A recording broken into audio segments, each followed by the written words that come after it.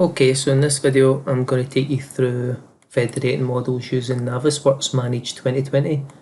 If you look at the desktop on your machine, you'll see another package, navisworks Manage 2020, but it's the BIM 360 version.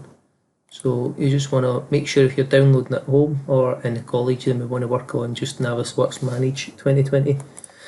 When you launch the application, it opens up here. And what I'm going to do is just show you, I'll bring in a couple of structural models to begin with.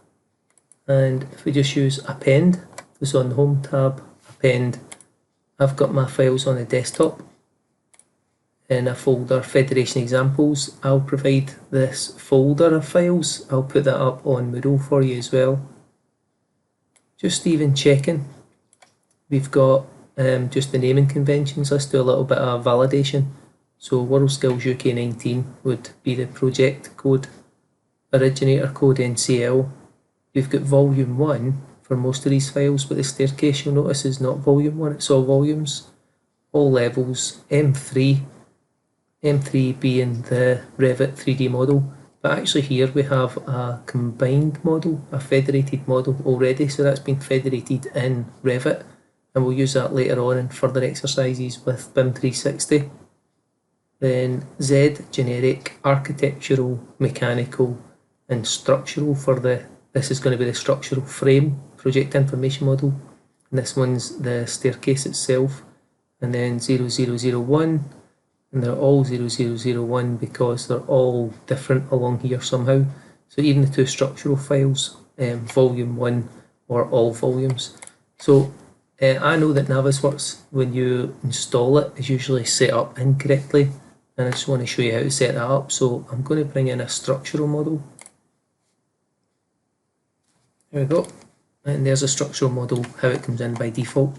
That's not actually the structural model. You'll notice there's no beams or columns, pile foundations. This is the loads and the stresses in the model.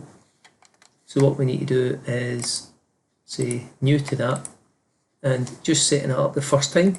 So if you do this in the college or at home, there we go, it's a little window that opens up, and what we're doing is what format are we bringing in. So we're bringing a Revit format.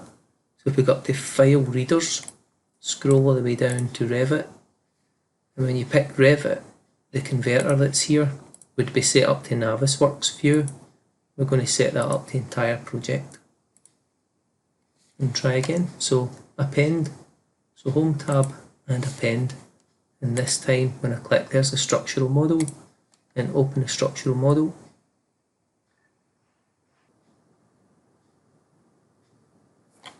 Okay, right, so once the model's opened up, this time we can actually see there is a structural model to it.